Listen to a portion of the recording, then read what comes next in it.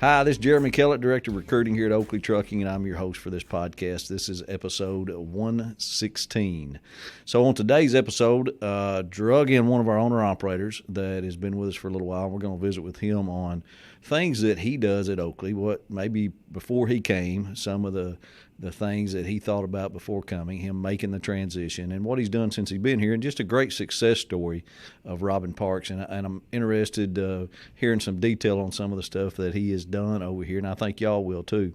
But first, also, I want to do our Oakley update real quick, and it's sponsored by Aero Truck Sales, so let's hear from them. Keith Wilson at Aero Truck Sales in Springfield, Missouri is currently offering $1,000 off your first month's payment when you finance with transport funding, or $1,000 off the truck price if you bring your own financing. They're also discounting the cost of an extended warranty by $500. Aero Truck Sales has been a long-time partner with Oakley Trucking, and that's because they specialize in first-time truck buyers. They don't do any leases. They have the best used trucks money can buy because used trucks is all they do. They don't sell any new trucks. And the biggest reason that Aero and Oakley are partners is service after the sale. It is very important to us at Oakley that when we refer you to a company, that they are a good company with good people. They do what they say, and they understand our requirements. So give Keith a call at 573-216-6047 for a good used truck, and tell him you heard about it on the Oakley Podcast. Hey, and one thing on Aero Truck Sales, I want to tell you guys this. I know we run that ad all the time, but, I had an example actually this week of just how they perform for us. We had an owner-operator, truck was down, going to need a motor. He still owed money on it. He was in a bind. He called me. Is there anything we can do? And, it was just he was at the end of not knowing what to do. And I hooked him up with Trey up at Aero, and they bought his old truck, towed it up to Springfield, found him an 18 or 9, I think it was 18 model, upgraded him quite a bit, and is getting the deal done. And it was just a great relief for him, and just a great testimony of our relationship with Aero Truck Sales. So I wanted to throw that in there. The Oakley update this week is I was thinking about this, what to say about an Oakley update, and we talk a lot about recruiting drivers, and not particularly on this podcast, but all the time, how to help recruit truck drivers and get them over here. But one thing we don't talk enough about probably is retention and retaining the drivers that we have. We talk about it a lot in this office, but I don't think, y'all as listeners get to hear about that from us, because it is something we talk about a lot. And I just want to reiterate the retention at Oakley and trying to keep every owner-operator that we have. And the way to do that is communication with you. And there's I've had a lot of phone calls over the years about, a driver would actually call me and tell me about another one of our drivers that's here that is having problems. And every time I say, well, why don't he call us? Tell him to call me. Tell him to call his dispatcher and let's air it out. You got to do that. That's how retention works. If you're having problems, and you're going to have problems at Oakley Trucking, there's just no getting around it. We're not a perfect company, but you're going to have those problems. You got to figure out how to handle them, and you got to confront them. And because a lot of times people's big problem is not very big. It turns out not to be much to it, and it's solved real quick. And we're able to do that here. We can solve a lot of problems. You just got to communicate with us what issues you're having, whether it's trailer, dispatch, payroll, whatever it may be. You got to communicate that with us so we can get past that, because once we get past it, it makes us a little bit stronger, and we move on and have a lot better relationship. So remember that on retention. Okay, let's get to visiting with Mr. Robin Parks. How are you, Robin? What's going on? I'm great. Thank you for having me. Hey, I appreciate you taking time to hang out with us here and do this. A little bit, I like to get a little history of you, a little bit about you, so our listeners know who they're listening to. So give me your family, name, where you're from, that kind of stuff. My name is Robin Parks. I graduated high school in Benton, Arkansas. Born and raised in Dallas before that. I moved here my sophomore year of high school and graduated in '84. Like I said, I went to UALR and I went to Henderson State. And after that, I got a job at UPS here locally and worked there for 33 years before I decided to cut the cord and go to work for myself. What about in your spare time? I enjoy hunting and fishing. I have 2 sons and a daughter that I love very much, and I've got 3 new grandkids, all grandsons. All came kind of at once, and that's been a new adventure here the last year and a half, raising them and visiting with them. You get to see them a lot? I see 2 every night. Oh, do you? Yeah, I have 2 that live with me, and my daughter lives with me. And then I see my 3rd grandson a couple times a week, weekends and at church. Nice. So that takes up a lot of your time then. It takes up a lot of time. I was worried that my shirt would have little footprints on it this morning because my grandson was up before I got to leave the house. And oh, yeah? Of course, I had to carry him around and do all the stuff I have to do before I get ready to leave. And he wanted to be right there with me, while we did all that. How old is he? He's a year and a half. Oh, man, and that's then a good time. The next youngest is 4 months old, and then I've got one that's about a month and a half. Oh. All 3 boys. Your place is lively, isn't it? It's lively when they're all there. It sure is. That's good stuff, though. It is. That is super good. It is. I remember talking to you in the beginning and when you were working at UPS, because anytime you have somebody has a work history like that's been at UPS for 33 years, it gets our attention up in the recruiting office because we don't get to see that very often, and we're like, hey, this guy's been here 33 years. We need to really try to see if he's able to make this move, and it's what we're looking for. How in the world you go from, a lot of people dream about being at UPS for 30 years. That's their goal. Right. And then you want to make that move to come and be an independent contractor and come to Oakley Trucking. How did that happen? Well, I felt like I kind of did my part at UPS. I worked out there a long, long time, and, for what it was, it took real good care of me. It provided a very solid foundation for me to make this move. And I'd worked out there a long time, and I'd kind of had all I could handle with the corporate mindset and the corporate rules that come down and the mandates and the stuff that they kind of demand you do. And it was constantly changing. There was no stability. And I just got really, really tired of that. And I had enough years in that I could leave with full retirement and draw immediately. And basically when I found that out, I gave them my notice and I said, thank you very much. And I was out. What'd you do over there? I drove a feeder truck for them, which is basically drive 18-wheelers for them. And go where? Well, I back up just a hair. I did about everything you could do for UPS shy of management. I loaded trailers, I unloaded trailers, I shifted on the yard, I swept floors, I cleaned bathrooms. I did absolutely everything through my career at UPS. And it's a union job, so everybody gets paid the same practically. So the easier the job is kind of what you want to work your way into. And at one point in my career, I ended up, cleaning bathrooms and sweeping. And while that's not beneath me by any means, I felt like I could do better and I could contribute more. I had a skill set, or I had an ambition to do more and do better out there than that. And I ended up in the feeder department as soon as they would move up, because it's all seniority based. You've got to wait your turn. And as soon as my turn came, I immediately went to feeders, and they taught me how to drive. They helped me get my CDL. That was a 2-week process. When did you get that? How old? I don't recall. Or I was 2007 is when I got my CDL. So I've been doing this a good while. Okay, good. And just worked your way up to, and then you were driving a truck for them for years. Right, driving a truck for them. I was basically on the call board, and that was another thing. You get tired of getting calls Sunday at 11 a.m. or 11 p.m. It's like, hey, we need you here at midnight, or we need you here at 1 a.m.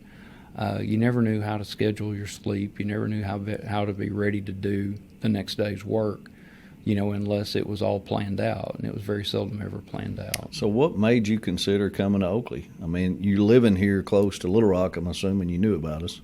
I really didn't. I had a friend who worked for Oakley. He had left FedEx and came to work for Oakley.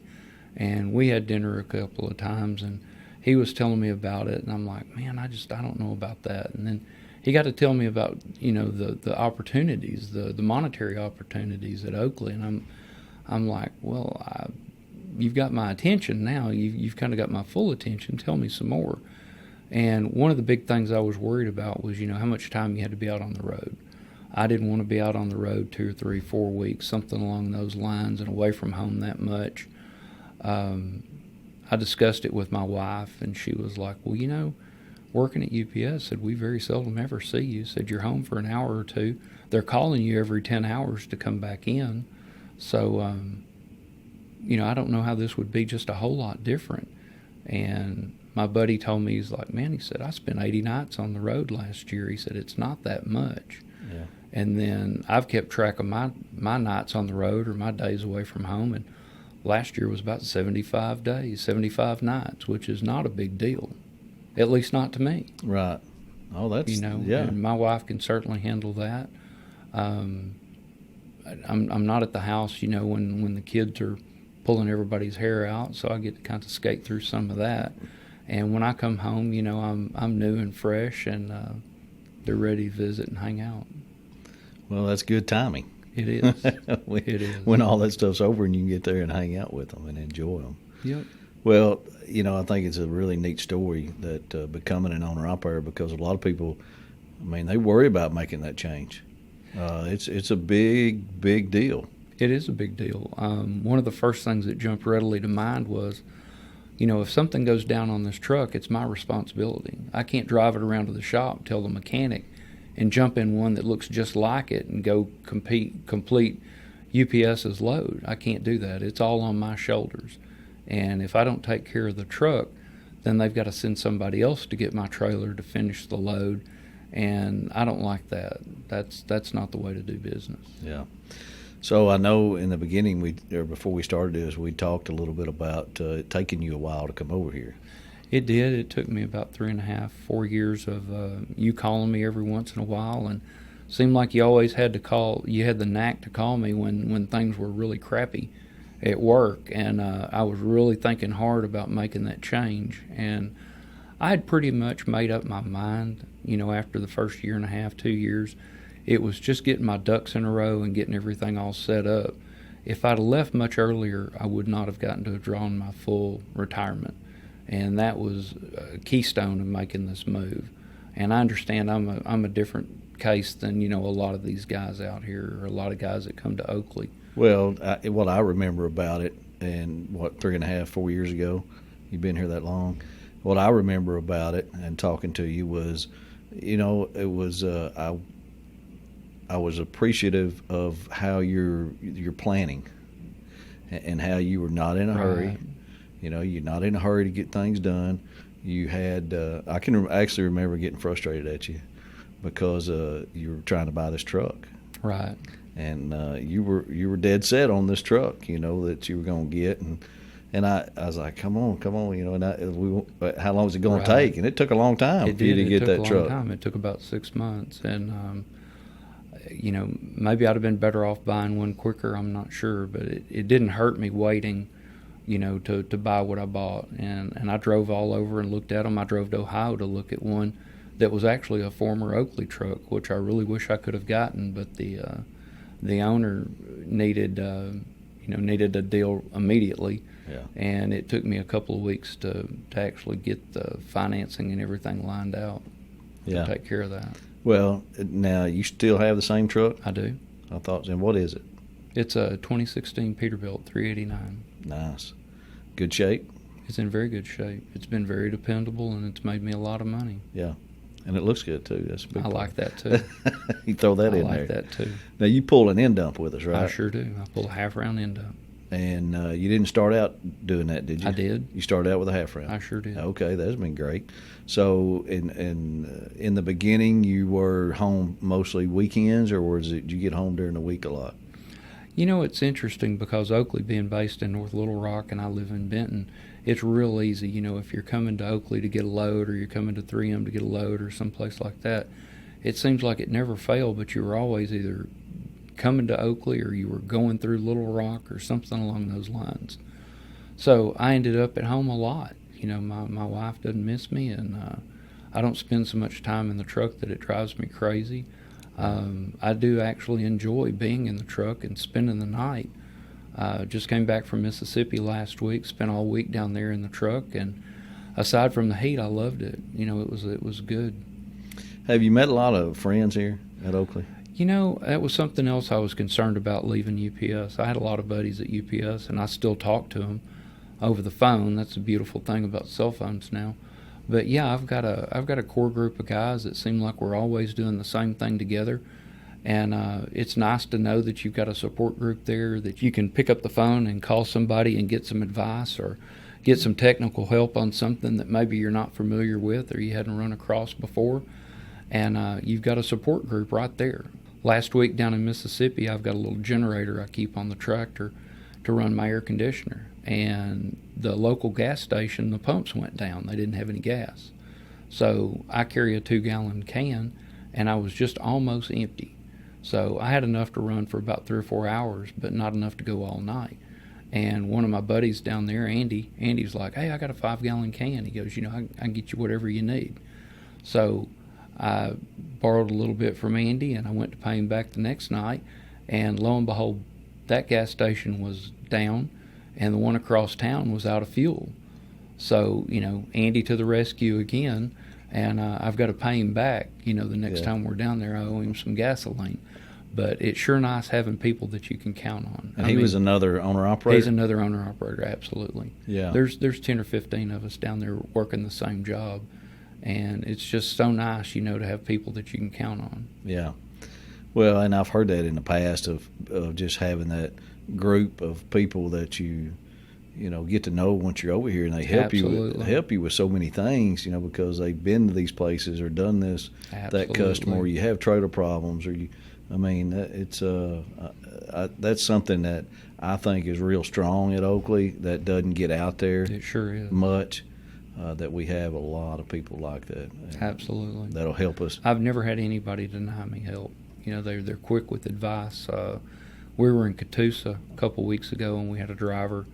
His tractor went down. He hit something in a mud puddle and knocked a hole in his radiator, and he needed a ride, either back to Arkansas or back to Fort Smith.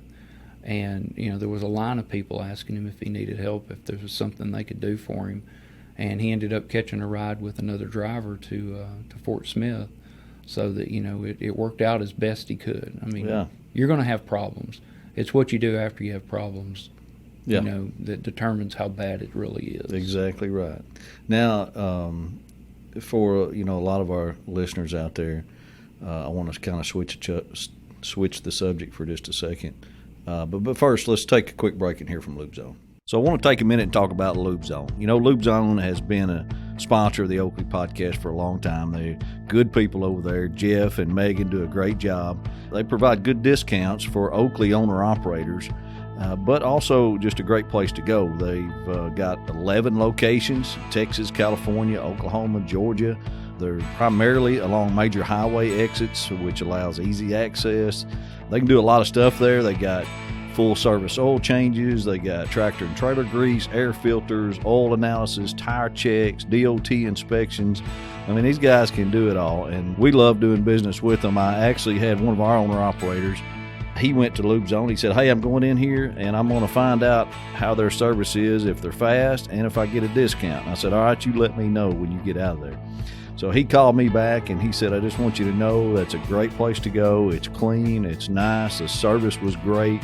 He got the full-fledged filters, oil change, the whole 9-yard service, and he also got his $40 discount. And you got to tell him you heard it on the Oakley Podcast, that you are with Oakley Trucking, and they will give you a discount. And just great service from those guys. We appreciate them being a sponsor of the Oakley Podcast. And if you're in one of those areas, you look and you go to loopzone.com and you see where their locations are. And if you're close by there, go try them out and let me know how your service was, because we'll give the feedback back to Lube Zone.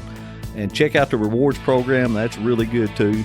Just be sure and check them out and let them know you heard it on the Oakley Podcast. So switching the subject, and just by knowing you and talking to you, I think you probably manage your money pretty well. And maybe without getting into too many details of your business or whatever, but a lot of people out there wanting to become an owner-operator, or get people that are already owner-operators, don't manage their money well and don't know how to do it. Do you have any tips that would maybe help somebody or probably be fill a whole successful? Nother show with something You're probably like right. that. Yeah, you're right. I was listening to a podcast one day, and this gentleman said, as a driver, you spend a lot of time. I mean, your whole day while you're working is behind the wheel and you're driving. He goes, that may require 95% of your attention, or 50%, probably 95% to be safe. But you've got some attention that you could spare to learn something. And he said, with the amount of time we spend behind the wheel, we ought to all be doctors and lawyers with the amount of time we have to learn something. So I listen to financial books. I listen to financial podcasts. Managing your money is the one most important thing you can do long term. You got to be safe when you're out there behind the wheel, but you've also got to manage your money. If you don't manage your money, it'll manage you, and it'll manage you right out of business. It sure will. I've personally been bankrupt. I don't recommend it. It's not much fun. It's a very trying thing. I paid back everything I owed in my bankruptcy. It basically just got the creditors off my back and gave me enough breathing room to take care of business. And this was a long time ago? This was 2013. Okay. And I don't mean to laugh. No. I just think, because I think it's great, you just matter of fact. It is say what it it and is. tell people what it is, because that's good. When my wife and I were at the bankruptcy hearing, there were a number of people in front of us, and they're going through this, and they're like, you owe this much money. Can you make $100 a month payment? And it's like, yeah, I think I can do that, Judge. It's like, you owe this much money. Can you make a $300 a month payment? And yeah, I think I can, Judge. And most of these people were having all of these people were having their debt written down. And my problem is that I had enough assets that if I theoretically sold everything that I had for, 50 cents on the dollar or some nonsense like that, I could pay back everything I owed. But I would literally be bankrupt again, because everything that I'd worked so hard for would just be gone, And what I needed was time to gather my resources and to get this taken care of. And my wife and I got up there, and the judge said, you owe this much money, this works out to $1,500 a month. Can you do that? And I stood up there and lied to that man, and I said, absolutely, I can do it. I can do it. And my wife and I walked out of there, and she said, can we do that? And I said, I don't know, but we're going to try. I said, we're going to give it everything we've got. We're going to see. I said, but what about all those other amateurs in there in front of us? You go bankrupt over $100 or $200 a month. How ridiculous is that? Right. If you don't go all the way. Go big. But we did. I gathered up my two boys, and we started a lawn mowing business, and I picked up as many hours as I could at UPS, and we mowed yards. And if you've got two good hands, there's really no limit to what you can do. You just bust your ass and put your nose to the grindstone and get it done. That's awesome. That's an awesome story. So you come out of that after we came out of the bankruptcy 100%, completed the whole program, which most people don't do. Most people get so far along and then they just kind of drop out, or they never finish. But we finished the whole thing. And part of the reason I was in bankruptcy was because of layoffs at UPS. They had cut hours, and they had cut runs, and they'd done stuff that I just never dreamed would happen. And it happened, and my wife was in real estate. 2013, she couldn't sell a house. You couldn't give a house away in 2013 because of the housing bubble. So anyway, we worked on that for 5 years and came out stronger than we went into it. And when we came out, I knew I wanted to leave UPS. I wanted to retire. And I wanted to do something else where I had more control and more opportunity to provide for my family. And that's happening here? Absolutely. Absolutely. My life is completely different since I left UPS. For the better? Much for the better, yes. Much for the better. Well, and that's a great testimony of managing money, because you have been both spectrums, Yeah, the beginning of it, how to mismanage money, I guess. Yeah. But you come to Oakley, and if you want to be successful in the trucking business, you've got to watch your money. You've got to pay attention. You get a big settlement. That's not all yours to spend. you know, there's expenses that come out of that. You pay yourself so much a week, I do. and the rest goes to The rest goes into the trucking company. Okay. And it sits there for an emergency, or I'm set up a little bit different. Most people are a subchapter S or an LLC, and I'm a full-blown C Corp because of the way I bought my truck. Gotcha. I researched all kinds of stuff in the financial world, and I found out that there was a program that you could use to withdraw money from your 401k tax and penalty free to start a business. And that's what I did. I pulled out everything I needed to buy my truck and a little bit extra in case I had an emergency, and that's what I used to purchase a truck. So my retirement account owns my truck, basically free and clear, and I simply make payments back into that as I can, and the excess money that the truck makes, what would go into, you know, like your savings, if you you were doing it through a subchapter S or something along those lines, it just goes back into my 401k. Interesting way of doing it. It may not be the best way to do it, but you end up with a truck free and clear that you don't have to worry about making payments on. This is only if you've got the money to begin with. Yeah, right. And I had money in my 401k to handle this, to cover it. Right. But it saved me the 10% penalty, and it saved me the paying the taxes on it, you know, by taking it out early before you're 59. Yeah, because that's what everybody hears, you know, don't ever draw out of your 401k because you got to pay taxes and penalty. Absolutely. So it's definitely not a good idea, but you figured well, out. that's a big bump or big hurdle that you've got to get over to do this, and you've got to look at it both ways. Now, when when COVID came about, you know, they had waivers that you could take money out without paying that 10%. And I'm here to tell you, one of the best peace of mind things I've ever done is set up a way to pay cash for that truck when I bought it, where I don't have to worry about making a $500 or $1,000 or a $2,000 a month truck payment. I don't have to worry about that. Yeah, that is the best way to do it. I mean, debt free is the way to go. It is. Well, that's good stuff, and that's good detailed stuff that our listeners, I think, will appreciate, and see how your story is successful and how you came about it. I had one thing else I was going to ask you. Miles brought to my attention, and he thought it was a pretty interesting conversation, but it was what your son does. Oh, my oldest son, Ross. Ross is, I'm going to pat myself on the back a little bit. Maybe he takes after his dad. He wants to be an entrepreneur. But my oldest son, John Ross, has started a drift event where they go slide the cars around the parking lot, and they teach car control and how to drive your car to the limit and what to do if it gets past the limit. Kind of like what you see in Fast and the Furious and Tokyo Drift. They rent the Stuttgart airport. He puts on an event, and for X amount of dollars a car, you can go out there and slide your car around. Now, most people have purpose-built cars just for this, kind of like what you see in the movies.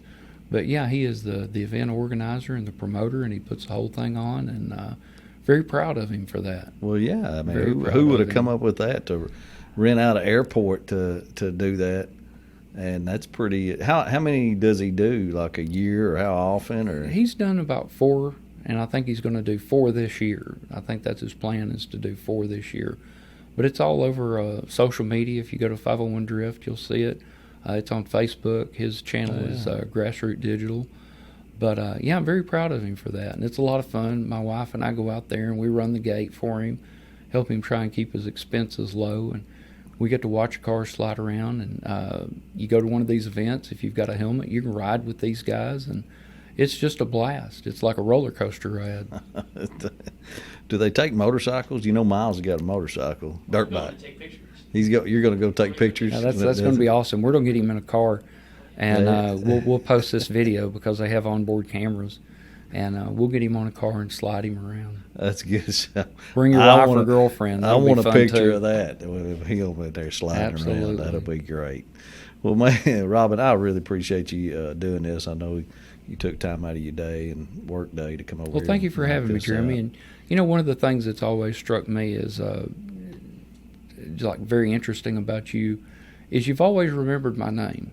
And I've always appreciated that. Whether I see you at the fuel island or I see you walking around or wherever, you always, hey, Robin, how are you? Come up and shake my hand. And I appreciate that. Yeah. I really and truly do. Well, you bet. I'm glad to do it. I wish I could remember more names. I used to remember names, trucks, trailers. I think I've told this before on the podcast, Miles, but my kids were little. We'd be in the truck. We'd be going down the highway, and they'd say, Dad, there's an Oakley truck. And I'd say, yep, that's Robin Parks, lives in Benton, Arkansas. And they were just amazed because I didn't know the guy. I didn't know who it was, whoever it was at that time. I'd tell them their name and where they lived. And as they got older, I got dumber, and we'd meet another one coming down the road. Well, at that point, I had to start making names up. Yeah, that's old John Smith. He's from Evergreen, Alabama. They never knew. So anyway, I had to do that because I used to know so many, but now I don't. But well, good stuff. I appreciate you being here, man. I really do, and helping our listeners learn more about Oakley, learn more about our owner-operators that are here and being successful and ways to do it. And, absolutely. I've recruited a couple of people from outside of UPS. I haven't got one at UPS to bite the hook yet, and I keep trying and trying. They keep telling me about all the safety gear and all the stuff that they're putting on these trucks, the driver's assist and all of this. And when I'm talking to them on the phone, I hear this stuff going off constantly. And I'm like, how do you put up with that all day? Yeah. How do you put up with that? I said, listen, there's a better way. If you would come ride with me for 2 days, there is a better way, and I'll show it to you. I wish they'd take you up on it. I really and truly do. Any of them listen to the podcast? I spread it around. I mentioned Good. it. Good. I know my buddy Daryl that came from FedEx. He's had a number of people that he's managed to recruit and come over here. And I'm like, what's wrong with my UPS buddies? They've got a golden opportunity. I mean, I told them I'd come over here and check it out, report back, and that's what I'm doing. I've been here 4 years. It's good. I like it a lot. That's good. Your wife like it too? My wife likes it. Good. That That makes a big difference. Every one of my kids has been in the truck. Nice. We've all been out overnight in the truck. My wife took about a 1.5-week trip with me to Florida, and we had a good time. Didn't make any money. She first 3 nights in the truck, she said, we need a hotel room. Okay, so now we're on like the frequent flyer list at several hotels. Yeah. But I don't have that big a bunk, so the 2 of us, it's a bit crowded. But yeah, both my sons and my daughter have all been out with me overnight in the truck, and they know what it's all about. That's good. They get a taste of it. Absolutely. What Dad does. Absolutely. Nothing wrong with that. I could never do that at UPS.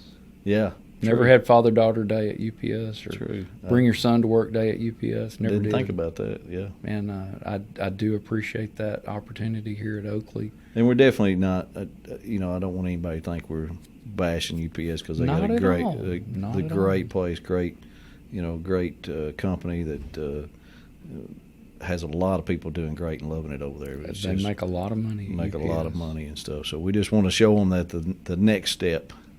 Hey, we sent pizzas to UPS a couple Christmases ago. Yeah. We sent 15 pizzas over there and told them we appreciate the job they do.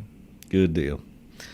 Well, once again, hey, thanks, guys, for listening to the Oakley Podcast. I appreciate it as always. Be sure to subscribe and like and comment on everything. It helps spread the word out there about Oakley Trucking, and that's what we're trying to do here.